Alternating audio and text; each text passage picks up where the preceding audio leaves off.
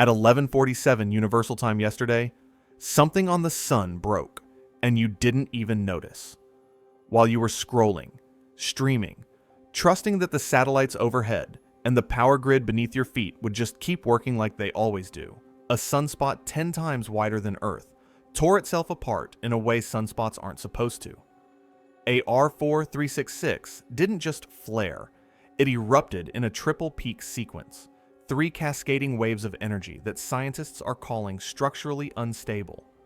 An X8.1 monster, followed by an X2.9, followed by shockwaves still rippling across the solar surface. And right now, billions of tons of magnetized plasma are screaming toward Earth at over 2 million miles per hour. Global radio blackouts have already hit. Aviation routes are scrambling. Maritime communication is down. But here's the terrifying part. That was just the radiation, the instant part. The dangerous part, the part that could flip our technological civilization back to the 1970s in under 90 seconds, hasn't arrived yet. Scientists aren't comparing this to textbook solar storms anymore. They're whispering the word Carrington, and this time we have infinitely more to lose. Subscribe and follow along, because as AR4366 continues its rotation toward direct Earth-facing position, what unfolds over the next 72 hours will reveal whether our civilization can withstand the kind of solar fury that our star delivers routinely, but our infrastructure was never built to handle. Yesterday, at 11:47 Universal Time, an active region designated AR4366 unleashed an X8.1 solar flare that didn't behave like solar flares are supposed to behave. This wasn't a single punch. It was a triple peak sequence, 3 distinct surges of energy that cascaded one after another, like a building collapsing floor by floor. First came the X8.1, the monster itself. Then an X2.9 followed almost immediately. Then multiple M-class flares rippled across the surface, like aftershocks from a quake that hasn't stopped quaking. Triple peak flares are rare, not unheard of, but rare enough that when they happen, solar physicists sit up straighter and start running models they hope they won't need. The reason triple peaks matter isn't just the energy output, it's what they tell us about the magnetic structure underneath. When you see 3 distinct surges instead of one clean release, you're watching a system that can't stabilize itself. The magnetic field is failing in stages, like a dam with multiple cracks opening in sequence. Each peak is a symptom of deeper chaos, and chaos in magnetic fields measuring thousands of Gauss spread across regions larger than planets is not something you want to see accelerating. AR4366 grew from a modest sunspot to a behemoth in less than 24 hours. When I say behemoth, I mean a region now spanning roughly 8 to 10 Earth diameters across. Imagine the entire planet you're standing on. Then imagine 9 more lined up side by side. And that's the canvas this eruption is painting on. But here's what actually scares the people who study this for a living. It's not the size that alarms them most. It's the speed. Sunspots can grow large over days or weeks, accumulating magnetic energy gradually, almost politely. AR4366 exploded into complexity, like something tore open beneath the photosphere and started hemorrhaging magnetic flux faster than the sun's surface could accommodate it. The magnetic classification tells the technical story. This region transitioned into what's called a beta-gamma-delta configuration, which sounds like alphabet soup until you understand what it means. Beta-gamma-delta is the most magnetically complex category we have, a tangled nightmare of opposing polarities crammed together with basically no breathing room. Statistically, these configurations are the ones that produce the biggest flares, the ones that make it into the record books, and the ones that knock out power grids. It's like watching tectonic plates not just touch, but grind against each other, with the friction building and building until something has to give. But there's a detail here that most of the initial reports glossed over, and it might be the most important detail of all. Between those flares, the radiation baseline never reset. Normally, when a sunspot releases energy through a flare, you see a spike and then a return to something like calm. The magnetic tension releases, the numbers drop, the system relaxes. AR 4366 didn't do that. The radiation levels stayed elevated between eruptions like a pot on a stove that never stops boiling. What does that mean physically? It means the sunspot is still under enormous pressure.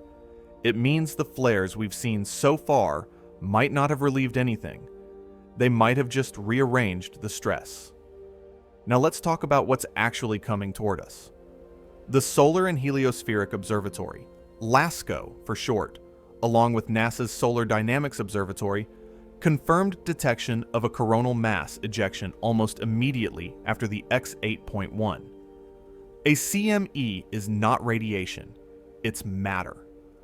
Billions of tons of magnetized plasma ripped away from the sun's corona and flung into space at speeds exceeding 1,000 kilometers per second. To put that in perspective, that's about 2.2 million miles per hour. It's not instantaneous, like the light speed radiation that already hit us, but it's not exactly slow either.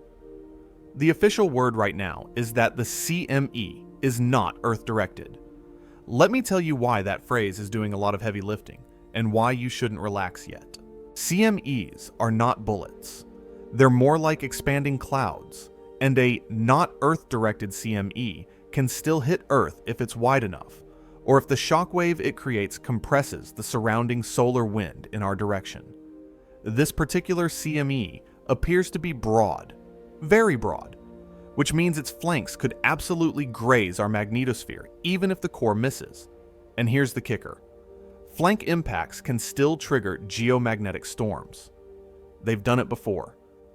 In July of 2012, the Sun unleashed a CME that would have been catastrophic if it had hit Earth.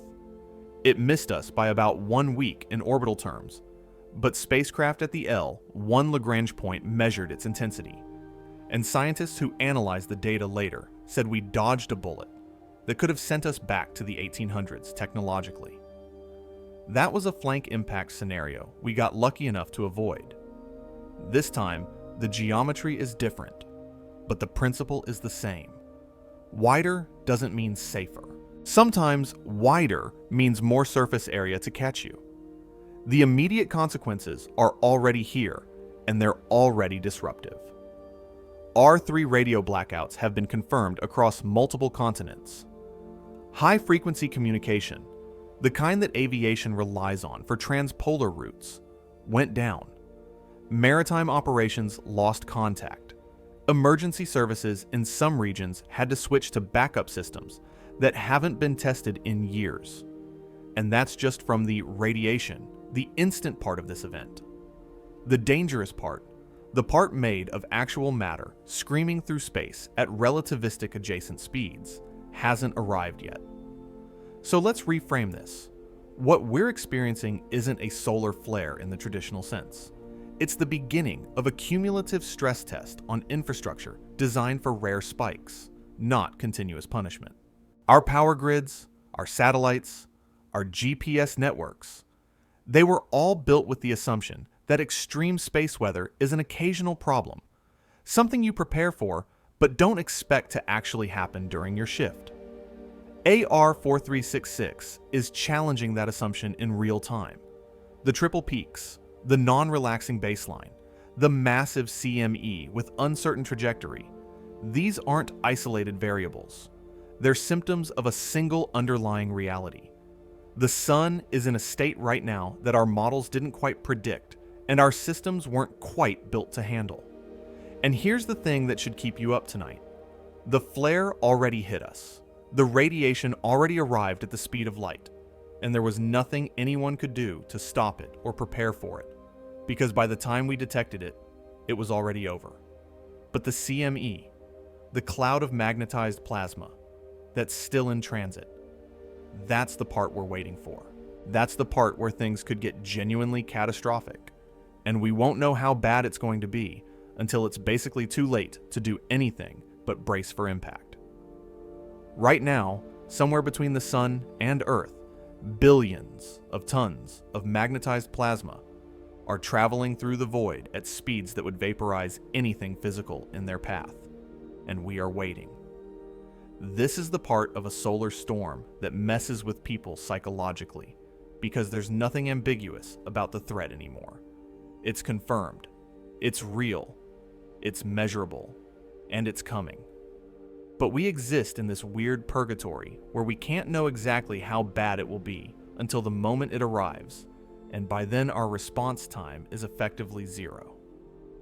Let me explain the two-stage nature of solar impacts, because this is where a lot of people get confused, and why the waiting is actually the most dangerous part. When the sun erupts, it releases energy in two completely different forms that travel at completely different speeds. First comes the electromagnetic radiation, X-rays, extreme ultraviolet, gamma rays, the whole spectrum. That stuff moves at the speed of light, meaning it takes about 8 minutes to cross the 93 million miles between the Sun and Earth. There's no warning. Detection equals arrival. The instruments that see it coming are the same instruments that measure it hitting. That's what already happened. That's the R3 radio blackout. That's done. But the second stage is the coronal mass ejection, and that's a different animal entirely. A CME is physical.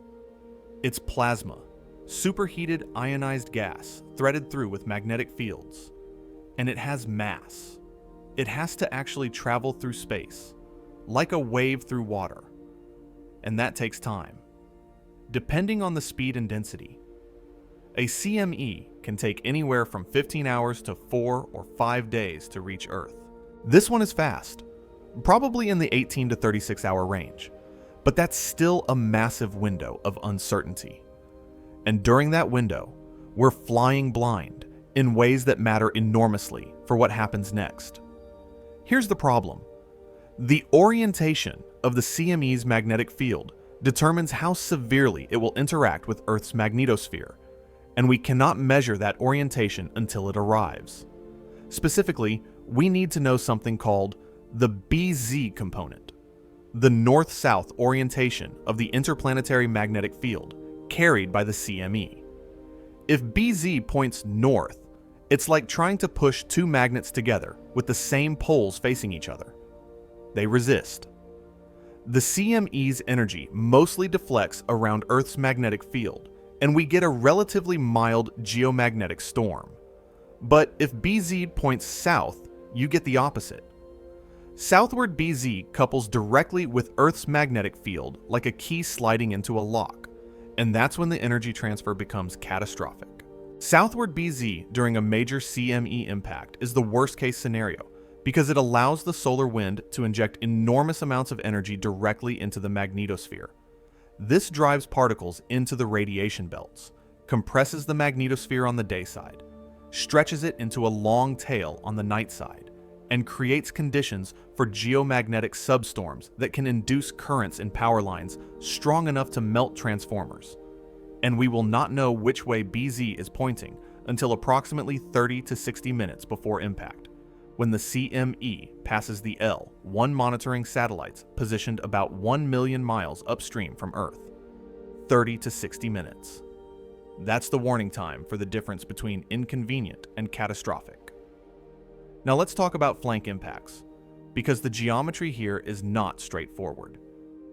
Even if the core of the CME misses Earth, the shock front expanding ahead of it can compress the ambient solar wind and create what's called a shock sheath. Think of it like the bow wave from a boat moving through water, except this boat is the size of multiple solar systems, and the water is ionized plasma traveling at 1,000 kilometers per second. That shock sheath can arrive hours before the main CME body, and it can trigger geomagnetic disturbances on its own. It's a preview of the main event, and sometimes the preview is bad enough to cause problems independently. But here's where it gets truly concerning. Earth's magnetosphere right now is not in a neutral state. The radiation from the initial flare has already disturbed the ionosphere, the upper layer of Earth's atmosphere that reflects radio waves and plays a critical role in communication systems. The radiation belts, those regions of trapped charged particles surrounding Earth, are already energized from previous solar activity earlier in the solar cycle. This is what scientists call a preloaded condition. Earth's magnetic environment is already stressed, already primed, and now we're about to hit it with a potentially massive injection of additional energy. It's like adding explosive fuel to a fire that's already burning. Modern space weather forecasting is better than it's ever been, but it struggles with events like this for a simple reason. The models are trained on historical data, and the historical data is dominated by weaker events. Truly catastrophic geomagnetic storms, the Carrington-class events, have only happened a handful of times in the era of scientific measurement, and only once in the satellite era. That was March of 1989, when a geomagnetic storm knocked out the Hydro-Quebec power grid, leaving 6 million people without electricity in the middle of a Canadian winter. The system went from normal operation to complete blackout in 90 seconds. 90 seconds from problem detected to total failure. The 1989 storm was caused by a CME from a far less complex active region than AR 4366, and it wasn't even a direct hit. It was a glancing blow.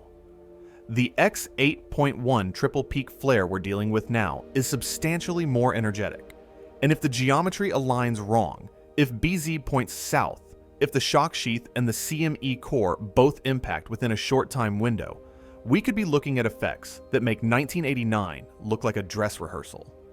People keep invoking the Carrington event, the monster geomagnetic storm of September 1859, as the baseline for worst-case scenarios. But here's the thing about Carrington comparisons.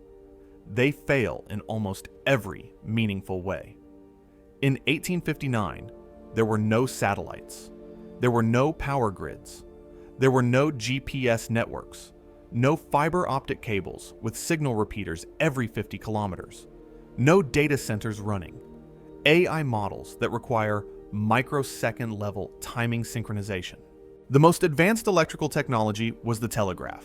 And yes, telegraph lines caught fire, and operators got shocked. But the system was simple. It was robust in the way that simple things are robust. You could disconnect a line, wait for the storm to pass, and reconnect it. Modern infrastructure is the opposite of simple. It's complex, interdependent, and tightly coupled, which means failures cascade in ways that are nearly impossible to predict in advance.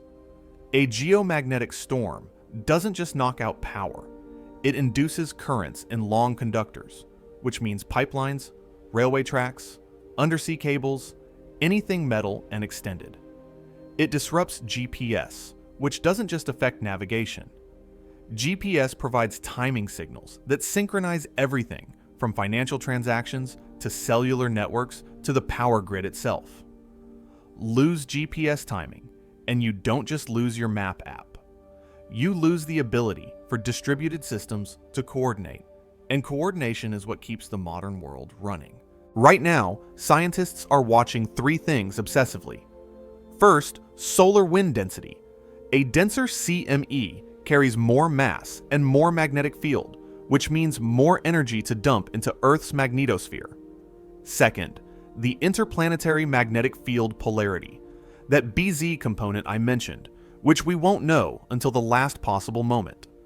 And third, magnetopause compression. The magnetopause is the boundary where Earth's magnetic field meets the solar wind, and if the CME is strong enough, it can compress that boundary inward, bringing it closer to the atmosphere and making it easier for particles to precipitate down into regions where they can cause damage.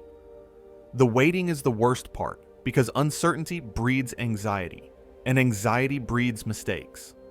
Emergency managers are making decisions right now based on incomplete information. Satellite operators are trying to decide whether to put spacecraft into safe mode, which reduces functionality but protects against voltage surges. Power grid operators are calculating whether to preemptively shut down vulnerable transformers, which prevents damage but also means deliberate blackouts. Every decision is a trade-off, and every trade-off is being made in the dark. We won't know the severity until impact, and response time, once we do know, is effectively zero. The systems that could be damaged don't have 30-minute restart procedures. They have components that take months to replace if they fail.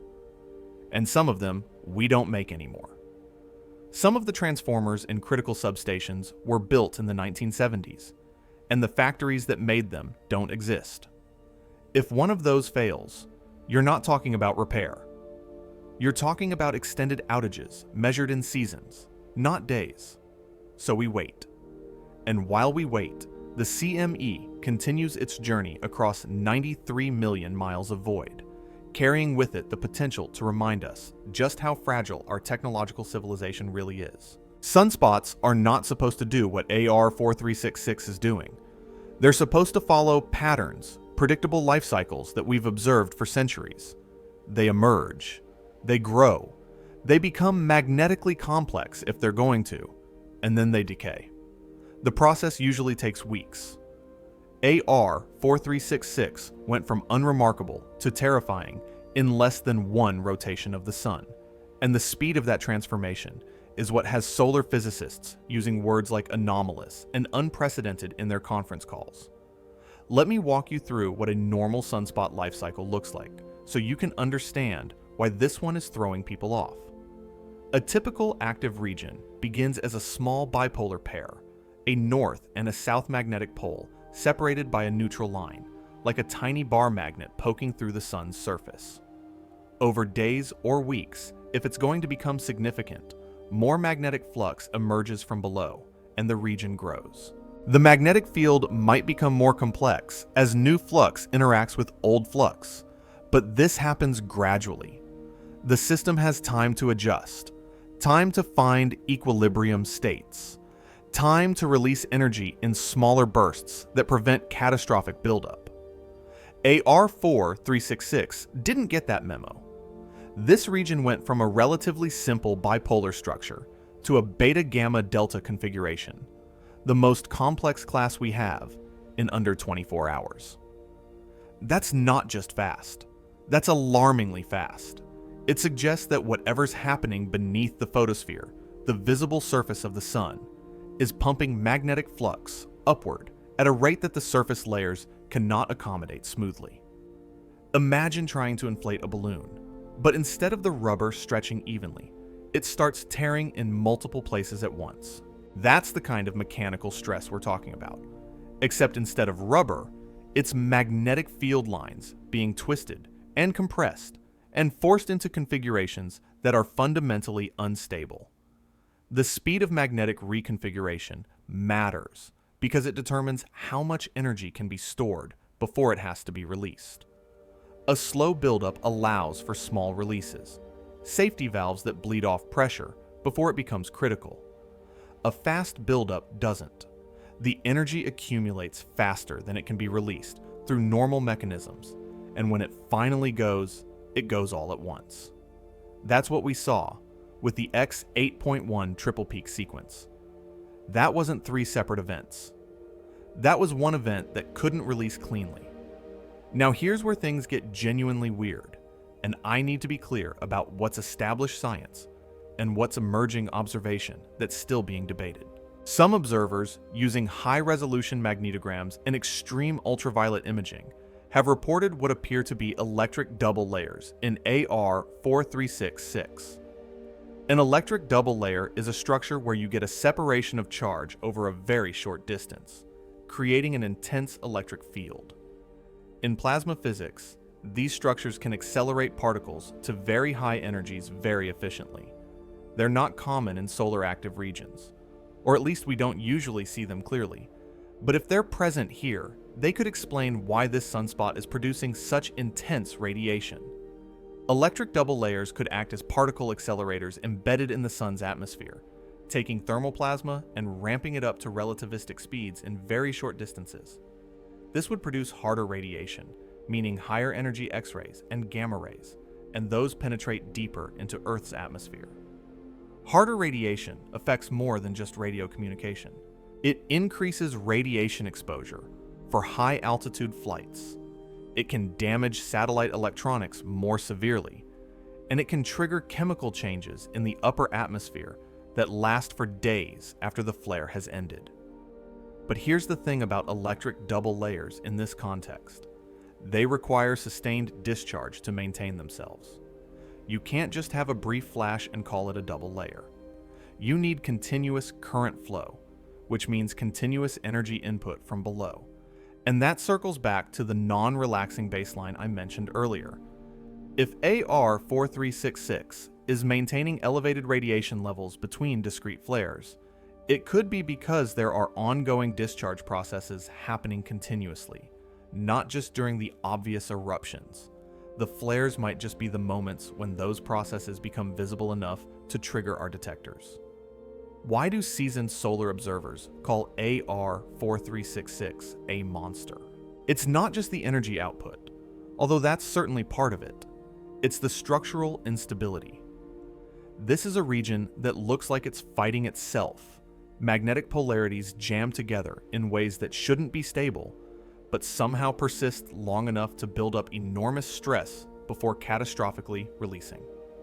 Compare it to AR12192, which appeared in October of 2014 and became famous for being one of the largest sunspots in modern records. AR12192 was huge, visually impressive, magnetically complex, and it produced 0 X-class flares. Nothing. It just sat there, ominously, for 2 weeks and then rotated away. AR4366 is smaller than AR12192 was, but it's vastly more productive in terms of flare output. The difference is internal dynamics. AR12192 was like a coiled spring held in place by strong walls. Enormous tension, but mechanically constrained. AR4366 is more like a pressure cooker with a faulty valve. The containment isn't strong enough to prevent release, so instead of building to catastrophic levels and staying there, it's releasing in violent bursts while somehow maintaining the ability to build up again immediately. This raises a critical question that scientists are actively debating right now. Did the triple peak flare sequence relieve the magnetic stress in AR4366, or did it just redistribute it? Relief would mean the region is safer now, less likely to produce additional major flares. Redistribution would mean the stress is still there, just in a different configuration, and the next release could be even larger. We won't know for certain until we see what the region does over the next few days as it continues rotating across the solar disk. There's a hypothesis, still speculative and definitely labeled as such, that some active regions exhibit a kind of magnetic ratcheting.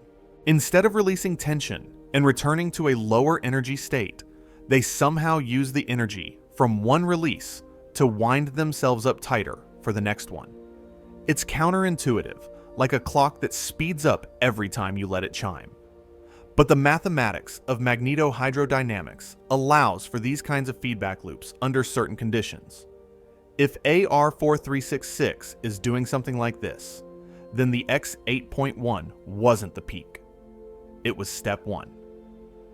Solar physicists are cautious about declaring peaks because they've been burned before. Active regions that looked like they'd exhausted themselves have come roaring back with even bigger flares days later. The sun doesn't follow our schedules or our assumptions. It does what the physics demands. And right now, the physics of AR4366 is demanding close attention because we genuinely don't know if it's finished. And here's the uncomfortable truth that keeps getting whispered in technical discussions, but rarely makes it into public statements. Big flares often follow apparent releases. The initial eruption clears out some of the complexity, creates paths of least resistance through the magnetic field, and sometimes those paths make it easier, not harder, for subsequent energy releases to occur. It's like how a small earthquake can sometimes trigger a larger one by redistributing stress along a fault line. The first event changes the geometry in ways that make the second event possible. AR-4366 is still rotating toward Earth-facing position. In about 5 to 7 days, it will be directly facing us. And if it's still active, if it's still producing flares, the geometry will be optimal for Earth impact. Not a glancing blow, not a flank hit, a direct shot. And if the region has been ratcheting up its magnetic complexity during this time, storing more energy, building toward an even larger release, then what we've seen so far might genuinely be just the opening act. Let's talk about what actually happened during the Carrington event, because the popular version of this story has become mythology. And mythology is dangerous when you're trying to assess real threats.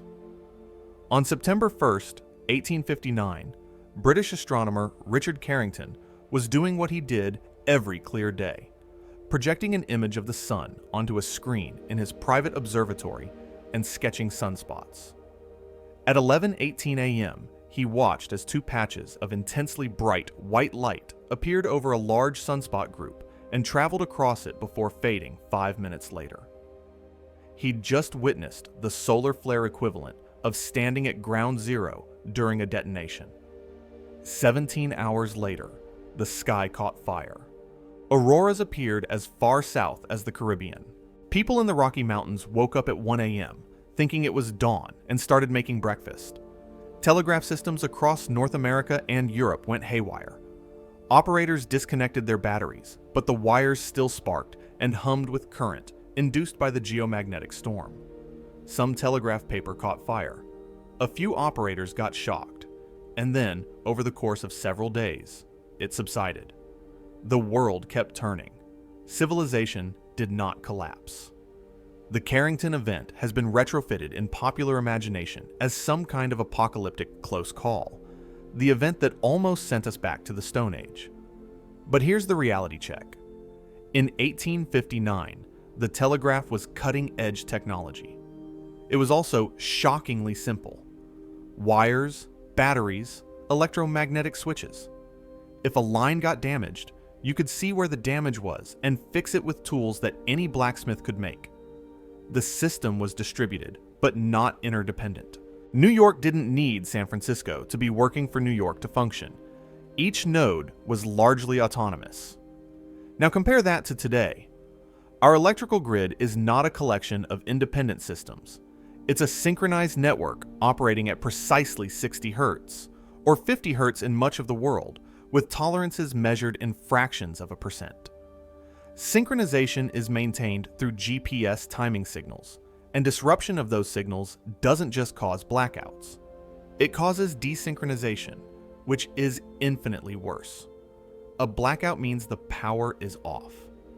Desynchronization means different parts of the grid are running at different speeds, which creates phase mismatches that can destroy equipment when you try to reconnect them. Imagine a massive machine with thousands of interlocking gears, all spinning at precisely the same speed. Now imagine some of those gears suddenly start spinning faster or slower than the others while they're still engaged. The gears shred each other. That's what desynchronization does to a power grid. Transformers fail. Circuit breakers trip. Protective systems that are designed to isolate faults instead isolate entire regions, and suddenly you're not dealing with one problem. You're dealing with hundreds of localized problems that all have to be fixed individually before the system can be reintegrated. But the grid is honestly just the beginning. Let's talk about satellites, because there are currently about 8,000 active satellites in orbit, and a major geomagnetic storm affects them in multiple ways simultaneously. First, increased atmospheric drag. During geomagnetic storms, Earth's upper atmosphere heats up and expands, increasing the density at orbital altitudes. That means more friction, more drag, and satellites start losing altitude faster than expected. For satellites in low Earth orbit, this can be critical. They have to burn fuel to maintain altitude, and if they run out of fuel, they fall out of the sky. We're not talking about 1 or 2 satellites. We're talking about potentially hundreds experiencing accelerated orbital decay at the same time. Second, radiation damage. Satellites are hardened against the normal radiation environment of space, but major geomagnetic storms inject high-energy particles into the radiation belts at levels that exceed design specifications. This can cause single-event upsets, where a cosmic ray flips a bit in a computer's memory, or worse, single-event latch-ups, where a current pathway gets stuck open and the component fries itself. Modern satellites are more complex and more sensitive than older generations, which counterintuitively makes them more vulnerable, not less. Third, and this is the one that keeps satellite operators awake at night, charging effects. Spacecraft in geomagnetic storms accumulate electrical charge differentially across their surfaces. One side might be at plus 2,000 volts, while the other side is at minus 3,000 volts, and the satellite itself is supposed to be at ground. Except there is no ground in space. Eventually, this charge differential equalizes through an arc discharge, basically a lightning bolt that travels through the satellite's structure and electronics. If you're lucky, it just reboots the system. If you're unlucky, it kills the satellite permanently. GPS is worth its own discussion because GPS failure cascades in ways most people don't appreciate. Yes, your phone's map app stops working, but that's trivial compared to the systemic dependencies. The financial industry uses GPS timing to timestamp transactions with microsecond precision. Cellular networks use it to coordinate handoffs between towers. The power grid uses it to synchronize generators. Emergency services use it for dispatch coordination. Scientific instruments use it for timestamping data. If GPS goes down for an extended period, we don't just lose navigation. We lose the ability for distributed systems to agree on what time it is. And time synchronization is the invisible backbone of modern digital infrastructure. Now let's go deeper into the grid vulnerability, because this is where the physics gets genuinely frightening. During a major geomagnetic storm, the Earth's magnetic field fluctuates rapidly, and those fluctuations induce electric currents in any long conductor touching the ground. This is called geomagnetically induced current, or GIC. Power lines are excellent long conductors. Pipelines are excellent long conductors. Railway tracks are excellent long conductors. When GIC flows through a power transformer, it doesn't flow through the normal current paths. It flows through the neutral ground, and it saturates the transformer core. A saturated transformer core can't regulate voltage properly. It starts drawing huge amounts of reactive power from the grid, generating heat and producing harmonics that propagate through the system. In the worst case, the transformer overheats to the point where the insulating oil inside breaks down, and the whole thing fails catastrophically. And here's the nightmare scenario that keeps NERC, the North American Electric Reliability Corporation, running disaster drills. We don't manufacture large power transformers in the United States anymore. Most of them are made in South Korea or Germany. They're custom built, take 12 to 18 months to manufacture, and weigh hundreds of tons. You can't exactly overnight ship a replacement. If a Carrington-level storm hit today and took out even 10% of the grid's critical transformers, we'd be looking at rolling blackouts lasting not days, but months, possibly longer. Entire regions could be without power for a year or more, while replacement equipment was manufactured and installed. And this isn't speculation. This is the conclusion of multiple government and industry studies done over the past decade. Submarine cables are another single point of failure that nobody thinks about until it's too late. The internet is not wireless. Most international data traffic travels through fiber optic cables lying on the ocean floor, and those cables have electronic repeaters every 50 to 100 kilometers that boost the signal. Those repeaters are powered by a conductor running the length of the cable, and that conductor is vulnerable to GIC. During a major geomagnetic storm, induced currents could damage repeaters at scale, and repairing a submarine cable is not a quick operation. You need specialized ships, calm weather, and the ability to haul up kilometers of cable from depths that can exceed 4,000 meters. Each cable takes weeks to repair. Data centers have their own vulnerabilities that are less about gross power failure and more about power quality. Modern servers and storage systems require extremely clean power, voltage that doesn't fluctuate more than a few percent. A geomagnetic storm could create enough noise and harmonics in the grid to cause subtle data corruption. And here's the insidious part. You might not know it happened. A flipped bit in a database, a corrupted weight in an AI model, an incorrect timestamp in a financial ledger. These errors could persist for months before anyone noticed, and by then, tracking down the source would be nearly impossible. Aviation faces a two-part problem. First, radiation exposure. During major solar storms, radiation levels at cruising altitude increase substantially, enough that flight crews and frequent passengers accumulate doses that approach regulatory limits. Airlines have to reroute flights to lower altitudes or more equatorial routes, which increases fuel consumption and reduces efficiency. But second, and more critically, GPS and communication disruptions force aircraft to operate under procedural separation instead of GPS-based separation, which means fewer planes can safely occupy the same airspace. This creates cascading delays and cancellations across the entire global aviation network.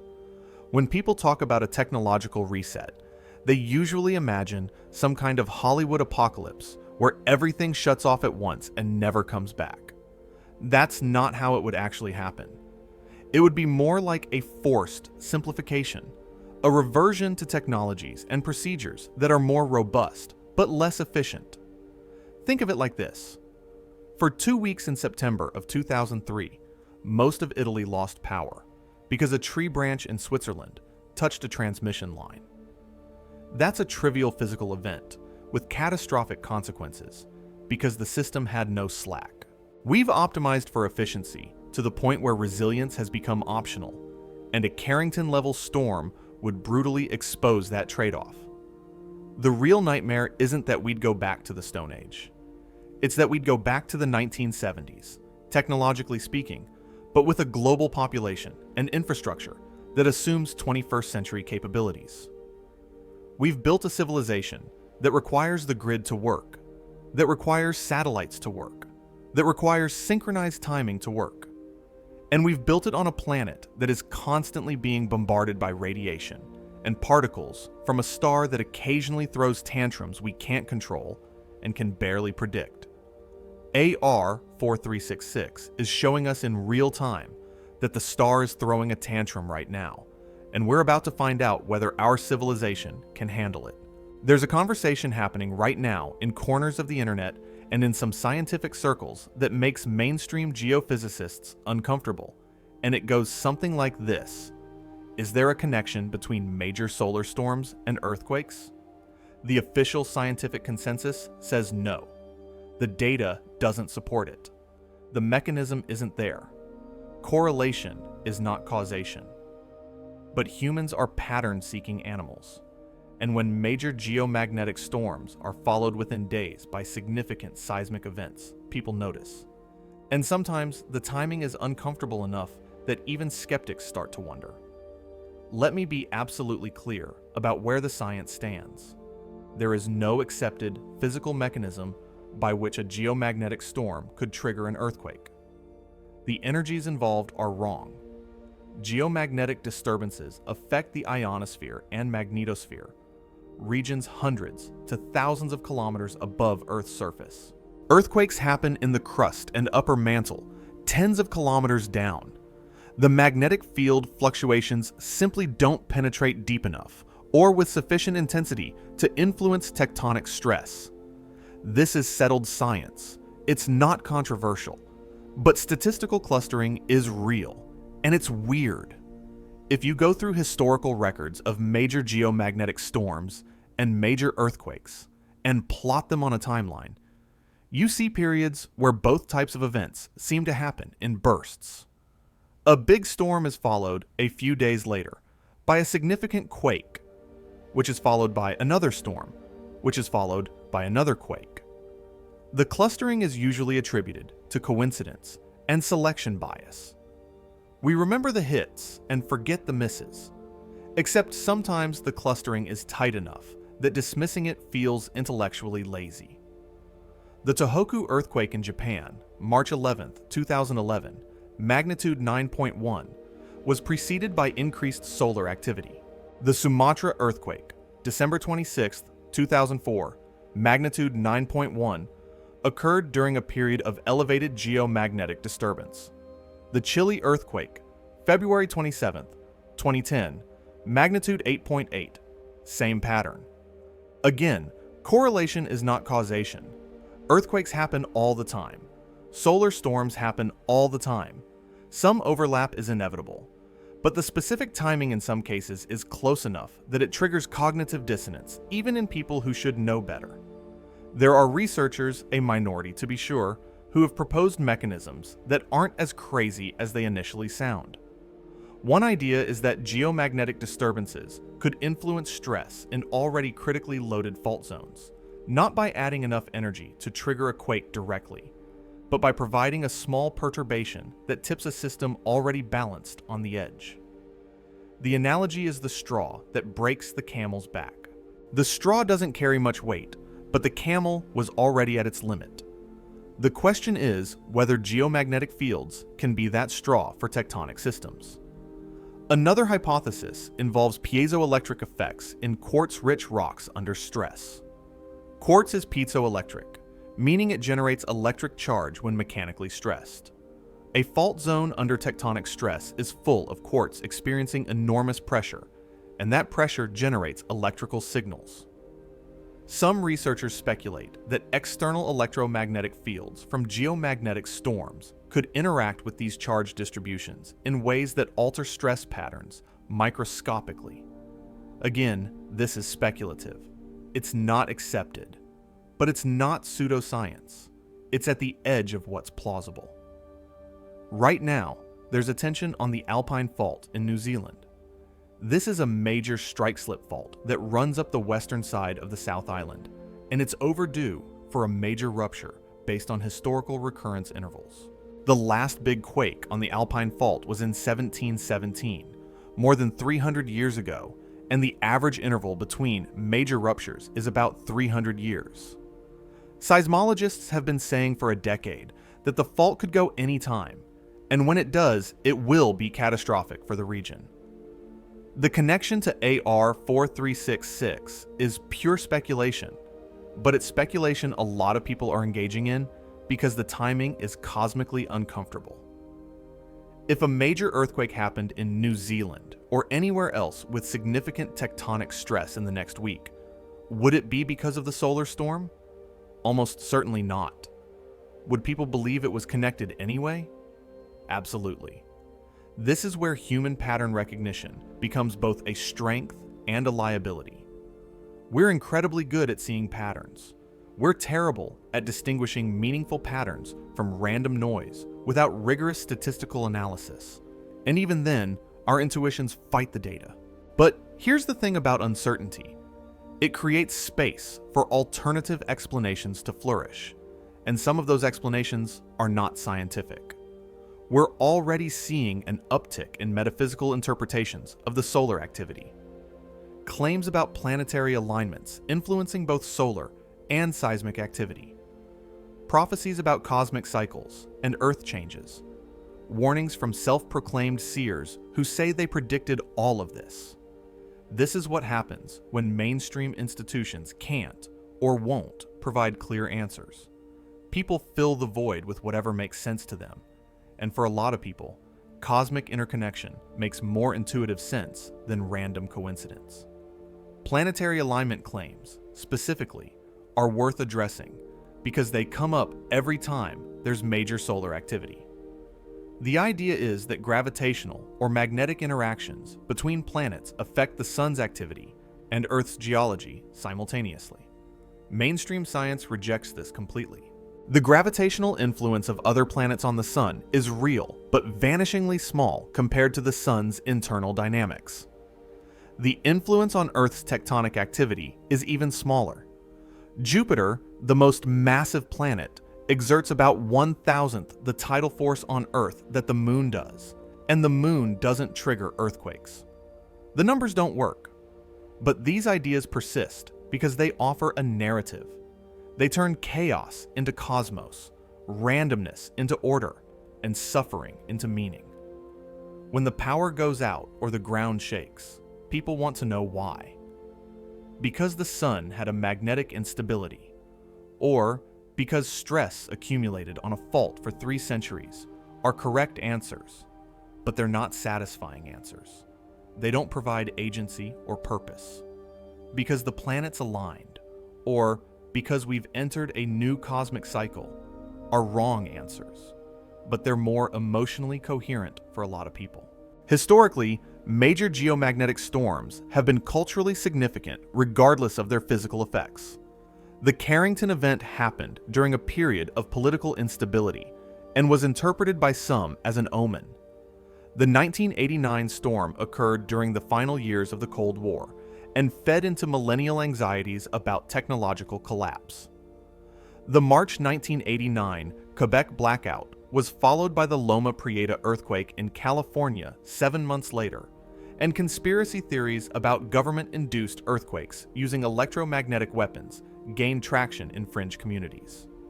The events weren't connected, but the proximity in time and the shared theme of infrastructure failure created a narrative that some people found compelling. There's also a sociological phenomenon worth noting. During periods of elevated uncertainty, elite blackout theories proliferate. These are beliefs that governments or other powerful institutions know more than they're telling the public. They knew the solar storm was coming and didn't warn us. They're hiding the real earthquake risk because it would cause panic. These theories emerge not because there's evidence for them, but because they provide a framework for understanding why bad things happen. If disasters are the result of decisions made by elites, then they're preventable, and someone is to blame. That's more comforting than accepting that we live on a geologically active planet orbiting an unstable star, and sometimes bad things just happen. The core truth here, the thing that enables all of this speculation and myth-making, is that institutions have failed to maintain public trust through transparency. When official sources downplay risks that later materialize, or when they provide confident predictions that turn out to be wrong, they create space for alternative narratives. And once that trust is broken, rebuilding it is extraordinarily difficult. So where does that leave us with AR 4366? We're inside a period of genuine uncertainty. The CME is in transit. The sunspot is still active. The magnetic configuration is still unstable. We don't know if there will be additional flares. We don't know if the CME will hit directly or graze us. We don't know what the BZ orientation will be. We don't know if there will be an earthquake in the next week, and if there is, we won't know if it was going to happen anyway. What we do know is that humans are very bad at sitting in uncertainty without constructing narratives to fill it, and some of those narratives are more grounded in reality than others. We are not operating in ignorance. We have data. We have models. We have monitoring systems. But we are operating in uncertainty, which is different, and uncertainty is where myths are born. While everyone's attention is focused on AR 4366 and the incoming CME, there are other signals emerging from systems that don't normally make headlines, and those signals suggest we might be dealing with a broader pattern of anomalies than a single solar event would imply. I'm going to walk you through some of these, carefully, because we're entering territory where confirmed observations and speculative connections start to blur. And it's important to be clear about which is which. Upper atmosphere density has been behaving strangely over the past 6 months. This is measured by satellite drag, the amount of atmospheric-resistant spacecraft experience at orbital altitudes. Normally, atmospheric density at 200 to 400 kilometers altitude follows predictable patterns based on solar activity. More solar radiation equals hotter upper atmosphere equals expansion, and increased density. But starting around October of 2024, multiple satellite operators reported drag levels that didn't match the predictions. Density was higher than expected, given the solar flux measurements, and it was varying in ways that suggested something other than straightforward solar heating was involved. Increased satellite drag is not just an operational annoyance. It has direct implications for collision avoidance. There are currently thousands of active satellites and tens of thousands of pieces of trackable debris in low Earth orbit. Collision risk is calculated based on predicted trajectories, and those predictions depend on accurate drag models.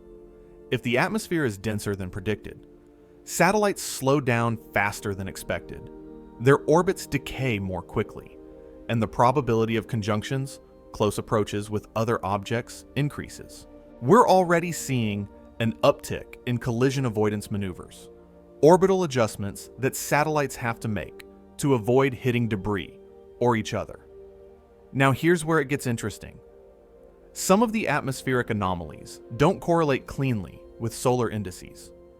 There are periods where density spikes happen without corresponding increases in solar radiation, which suggests either our models are missing something or there are additional energy inputs we're not accounting for.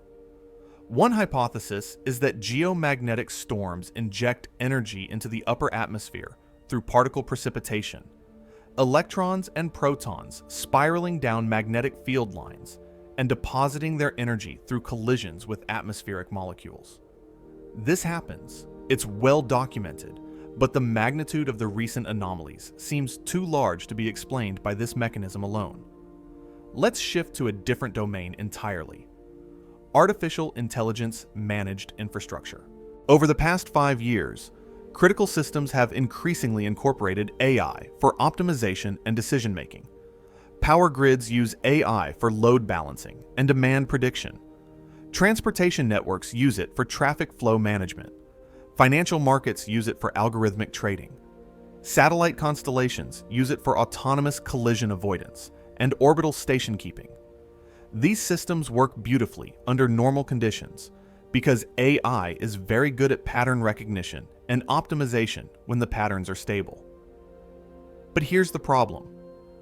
AI systems are generally optimized for speed and efficiency, not interpretability. When an AI makes a decision, it's often difficult or impossible to understand exactly why it made that decision. The model weights and activation patterns are too complex for human comprehension.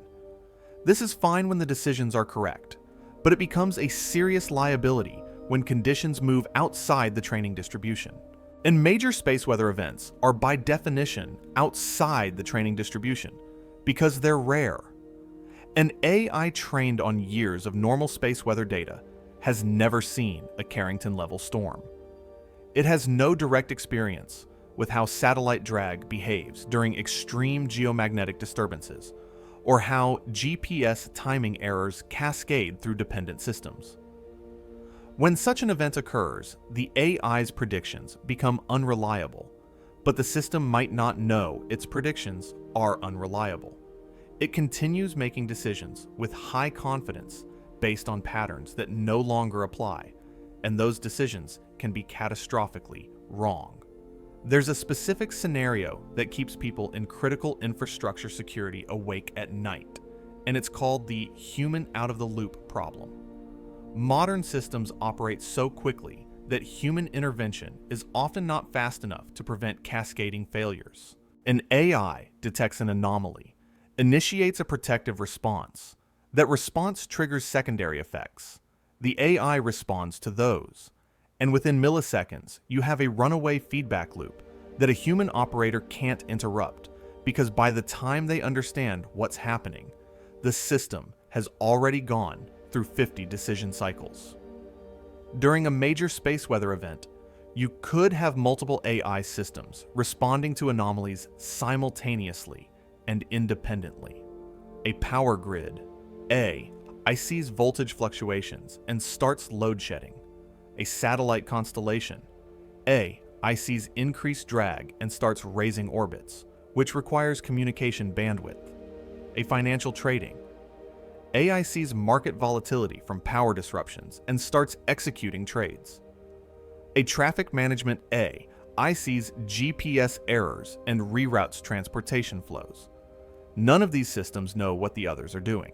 They're all responding to local observations with no global coordination, and the potential for conflicting actions that amplify rather than mitigate the crisis is enormous.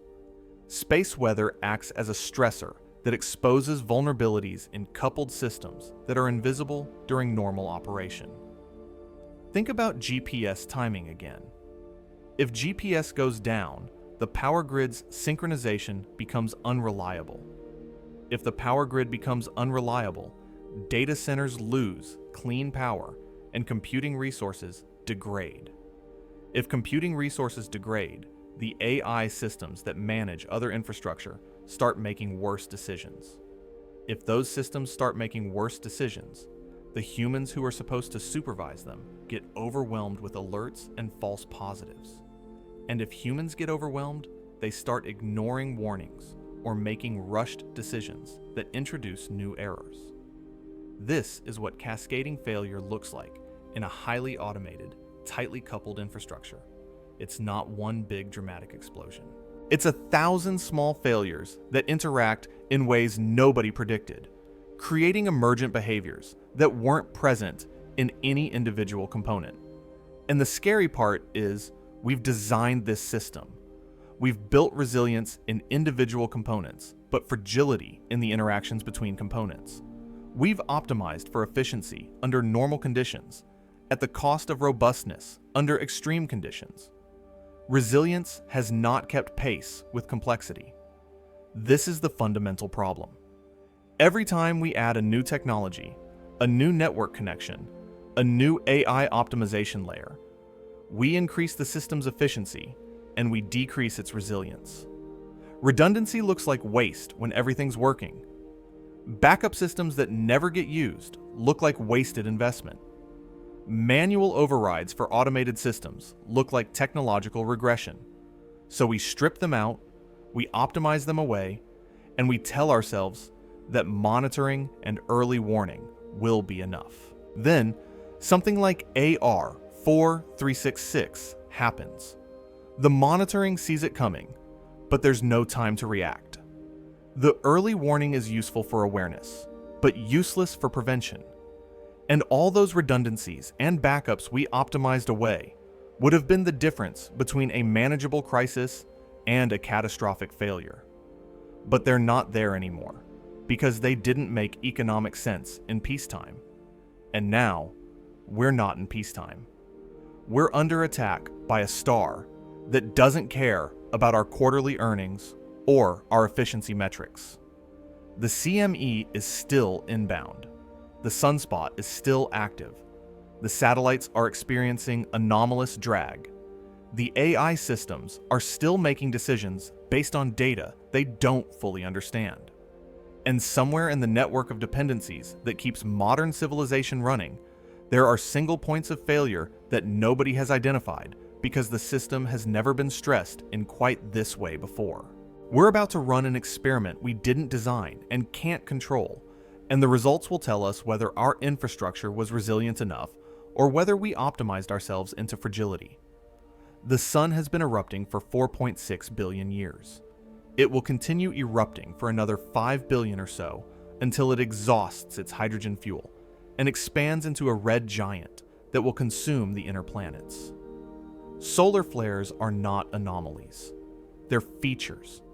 They're what stars do when they have magnetic fields, convection zones, and differential rotation. The sun is not attacking us. It's not angry. It's not sending us a message.